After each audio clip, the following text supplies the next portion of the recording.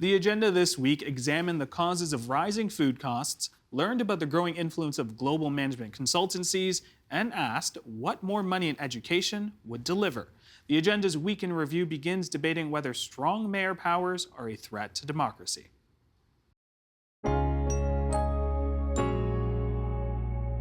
Why would he want this? Why would he put a target on his own back by asking for these extraordinary powers that no other, as Josh says, legislature in the world has? I'm not going to speak to why John accepted this and why he advocated for it, if in fact he did. I don't know. Those aren't conversations I've had with him about this matter. What I do think is that it leads to lazy decision-making. Meaning what? Meaning that, the Ford government they've just decided the Greenbelt's now open for development without actually thinking through what that might mean. Now we actually have a home builders association that thinks the mayor can expedite permits, which they can't. It has people believe that we're going to actually have rooming houses approved, but they're not.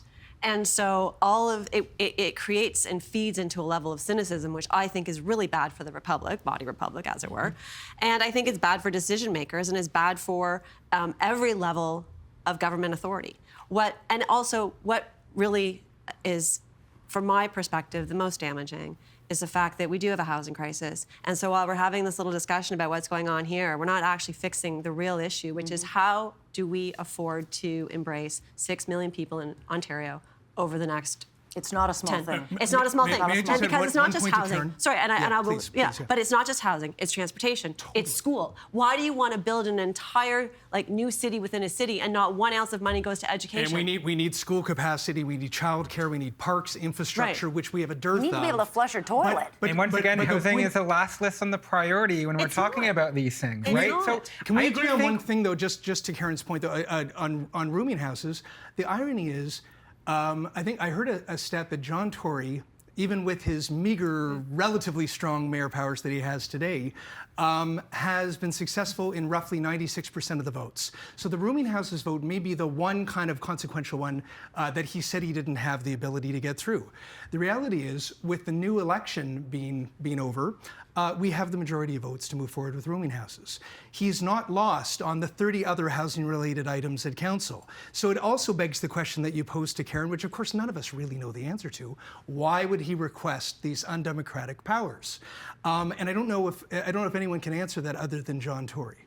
But frankly, I think the city is moving faster and further with enhanced housing opportunities in neighborhoods than the provincial government is doing in Bill 23. The city is moving forward with not enough, not good enough, but frankly far more than the province has on substantive housing-related priorities. Luca, maybe you could help us with this, because the conventional wisdom today is that the Mayor of Toronto asked the Premier of Ontario for these powers, and the Premier of Ontario, even though he didn't campaign on it, granted him this authority. Do you know that to be, in fact, the case? I can't speak to that. I'm not privy to conversations that the mayor would have with the premier.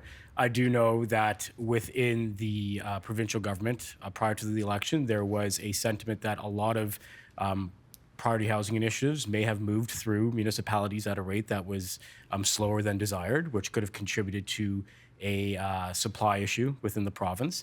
And there was a serious amount of discussion around how can we make these processes quicker. Okay, can I ask you a real smart-ass question as a follow-up now? Absolutely. Okay, you used to work for Steve Clark, I did. Municipal Affairs and Housing Minister. Yes, The once and still. Okay, he used to be a mayor. he was. Can you imagine when he was a mayor whether he would have thought this was kosher? I can't speak to that either. Because discussions on strong mayor powers, to be completely honest, happened after my tenure in his office. Do you think he's totally on side with all of this? I think the provincial government is looking for ways to work with municipalities to move processes when it comes to home building. That's not what I asked. To You think he's totally on shorten side with all of processes. To They're shorten handing the processes that are hot pertaining to potato back to Right. municipalities. That's what So they're doing. I can't speak to the political sentiment around the strong mayor powers within the government because, again, that happened at a time after I was the chief of staff. But I will say that the government has been focused on trying to find ways to shorten those processes that are related to building homes in this province. isn't the way. Because there is a supply crisis in this country, or in this province. We have to build 150,000 homes year over year for the next 10 years. It won't happen. And It to put it in won't happen. It's not perspective, gonna happen. to put it in perspective, the best housing start we had on record was in the year 2020, I believe, and we built 100,000 homes. So we have to increase that efficiency by 50% consistently over the next 10 years. So it doesn't surprise me that the province is looking at, let's call it pretty significant measures through Bill 3, through Bill 23, and through Bill 39 to move these processes along more quickly. Because the convention, at least at Queen's Park, is that there is some sort of tension or delay in the system, and that is happening at the municipal level. Now, I can appreciate that there is there is more to that argument, and there's a lot of municipalities coming out and saying, well, there are people sitting on approved lots, the market is fluctuating, supply chain, et cetera, but a lot of what the government has done through Bill 108, More Homes, More Choice, Bill 109, and Bill 23 has been focused on getting these municipal processes more streamlined and more efficient. I get it, but you're hearing considerable pushback on the table here, on her radio show, in the broader public, that this isn't the way to do it. Exactly. If this was the aim, is there a better way? Let me ask you, is there a better way for it to have been done? I think there is a better way for it to be done. I mean, I think first of all, the province is ignoring its own housing affordability task force major recommendations, in which, increasing density in existing neighborhoods was the major theme of that report. 4 stories and 4 units by right. And I do think that we suffer. That was dead on arrival, though, Eric. That was dead on arrival. His former boss said there's no support for that right now. Yeah, and so he's talking about how bold, he's being on housing and, standing up to the NIMBYs, in which case, the policy, the number one policy that was recommended, too bold. So, is Steve Clark now the big banana? I don't know. But I think what we're suffering from in this province, and particularly at the municipal level, is a shortage of imagination. Because when it even comes to these changes, for example, to development charges that are reducing budgets. Well, the goal here really should be about, okay, well, you can increase the amount of development charges you collect by making sure more housing gets built. And you can reduce the amount of infrastructure investments that you need to make by ensuring that that housing is directed to places where ample infrastructure already exists. And if you look at Toronto, or if you look at Mississauga, more than half of neighborhoods are losing population. We have schools throughout the city that are at risk of closure because not enough children live near them to go to. So we have this huge misallocation of public resources and this huge lack of imagination about how we can get people participating to build housing. Sheila, your take on greedflation. I think I agree with DT that absolutely these companies are doing what they're supposed to be doing, and they are maximizing their profits. I think I disagree with Ian because we have seen through the pandemic that margins, both in food manufacturers and in retailers, from the StatsCan data that was released last week, are just about double where they were in 2019 and are above the sort of 10-year average before that. So absolutely doing what they're supposed to be doing, increasing their margins. It shifts a bit between the manufacturers and the retailers because this is a very rapidly changing market, and absolutely, the benefits of this are shifting between the two of them. I would say that from what we can tell from the agricultural returns, not so much, but that data is really aggregated, so harder to tell. Ian, you haven't made the sale yet. You want to go again? Sure. I think where the confusion, and I've been reading all the articles on this, is people are confusing the nominal data with the normalized data into percentages. I mean by that, the absolute dollars of profits are up, of course. The gross revenues in dollars are up because inflation. The cost of goods sold in gross dollars spent buying the stuff from the manufacturers is up, and the net profits in dollars is up. So people say, well, look, they're making more money, they've made more dollars in profits, therefore they're more profitable. But that's why we normalize data into percentages. And we compare, the unemployment rate percentage or the inflation rate percentage. The net profit margin, and that's a percentage, a ratio. I'm not talking dollars, I'm talking a percentage, is absolutely flatline in Canada for grocery retailing. And that data is straight from Stats Canada. Okay, Sheila's got her eyes wide. Oh, you should have seen her eyebrows perk up when you said that. Okay, Sheila, you're on again. So I am talking margins. I absolutely agree with you that, because during the pandemic, more people ate at home, less people ate at restaurants, and profits were up at grocery stores. I am absolutely talking about margins, and I hold what I just said, which is margins are up. They're up from where they were in the fourth quarter of 2019, and they are up from the kind of 10 years before that as a normalizer, and this is the percent. Absolutely. Pre-tax, I'm talking about. Do you share Ian's view that this is normally a lousy business to invest in if you're looking to make a killing? Absolutely. I agree that, that refineries and oil companies and banks are the ones that are making out like bandits in this economy, right? And margins are much lower.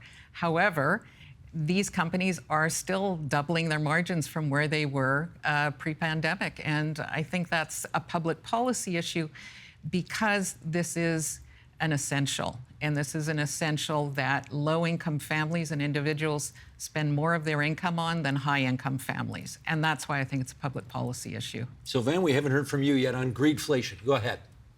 I'm really enjoying this very educated conversation about greedflation, to be honest. We mustn't forget about the bread price fixing scandal that we actually had a few years ago, and I think this is about consumer trust. Completely agree with Sheila in terms of transparency, and this is really what the problem is, I think. But when you look at margins in particular, if you look at the entire supply chain, I don't think retail is the problem, but there are concerns around processing for certain verticals, and I can actually venture to say that meat is one of them. I would also look at production as well. The Canadian Dairy Commission went ahead with an increase of 8.4% without providing any numbers to the Canadian public. The Canadian Dairy Commission is a crown corporation, and I think that Canadians deserve some transparency from the crown corporation. We never got that, and now we're paying 20% more for butter and everything else at the dairy section. So I think right now, what's going on is that Canadians feel unprotected, and the Competition Bureau is not doing its job. The bread price fixing scheme investigation is still ongoing after 7 years. Nothing has been resolved. DT, there's no question the bread price fixing scheme was not the finest hour for the industries that were involved in that.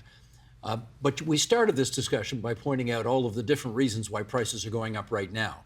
Do you think it's fair to say that consumers are getting ripped off by industry at the moment? I mean, what do we mean by being ripped off? People are finding it more difficult to afford the things that they took for granted that they could afford. They go to the grocery store, and I don't know about you, but I buy kind of habitually. I have the things that I buy, I buy, and now suddenly I have the sticker shock. And so people are having to confront what can I afford, what can I not afford. But that's not necessarily because of corruption. No, I I do not think that this is corruption. I think that this is honestly capitalism working the way capitalism is supposed to work. Now it's opening some questions about why does it work that way? Does it working that way benefit all of us? And if it's not benefiting all of us, what needs to be done? So I actually like the big questions that are being opened up about this. Where does profit actually come from? Where do the grocery chains actually make their profit? Is this earned and deserved? If it's not, what should be done about it?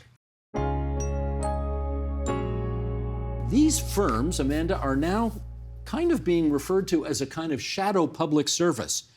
Has it become difficult to tell the difference between who's actually a public servant on Parliament Hill and who's a management consultant? Yes, it really can be. And I think this is part of a larger trend of hollowing out the state. We haven't been significantly investing in the capacities of our public servants for decades, and this is across Liberal and Conservative governments. And so if you find yourself in a position where you haven't been hiring in modern skills or also taking a good hard look at how the federal public service is managed and revising things like HR practices and streamlining some of the red tape that can bog public servants down and make it difficult for them to be innovative and creative, then you get to a position where your default is to turn to these outside players. I think where we should be really concerned is that, as you noted, in some cases, it's not clear who's a public servant and who is a management consultant. They're being hired in and embedded within the public service. They have government email addresses. They have security clearances. In one case, a public servant told me that they actually couldn't access a government building, and someone from McKinsey swiped them in. I think that kind of beautifully captures what is going on in many of these cases. And where we need to be worried is that public servants should absolutely be leaning on outsiders for expertise and injecting a pluralistic sort of a range of ideas into the policy process. We don't need to pretend that government has a monopoly on good ideas. But if you don't have a core of expertise in-house and you're really hamstrung by unhelpful internal rules and accountability measures, then you can't hold these people to account. And you often are, I think, outsourcing not just delivery, but strategy and design and really core questions that should probably be left and should be managed by public servants who have an accountability to the minister. Well, Michael, let me get you to weigh in on that, because I presume, now maybe this is hopelessly naive, but I would presume that governments wouldn't bring on outside consulting firms to do work that their own bureaucrats could do unless they felt that the talent outside was better than it was inside. Fair to say? It's entirely possible. A lot of times, the ministers that will come in, have buddies that works at some of these consulting companies, and they bring them in. And this is not just a Canadian problem. This is a global problem. Certainly south of the border here in the United States, these consulting firms are everywhere in state and federal governments and local governments. Germany, has had a big issue with this, especially in the Defense Department there, or the Defense Ministry. France right now is absolutely agog over a McKinsey scandal over these same issues, this concern that this creeping influence of consultants in government. Saudi Arabia, also similar, South Africa. So it really is a global issue. Jamin, I presume you interact both with politicians and with civil servants. Do you think cabinet ministers are at the point now where they actually trust you more than their own bureaucrats to get the best advice? Well, I think it depends on the cabinet minister and their disposition to the civil service. Give me an example then.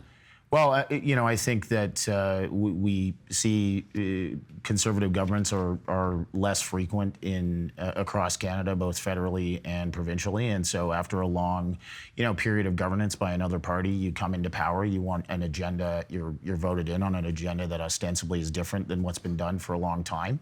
And civil service is set up to move slowly, to manage risk, and ultimately to see the sort of downsides of all the options that are on the table. So, if you're elected in with an agenda of change, you've got a civil service that rightfully is there to, find the flaws in the things that you want to do and to resist moving quickly on things that might introduce risk into the system or might not clearly understand all the issues that civil servants are working with and facing every day. And so, another obnoxious follow-up here then.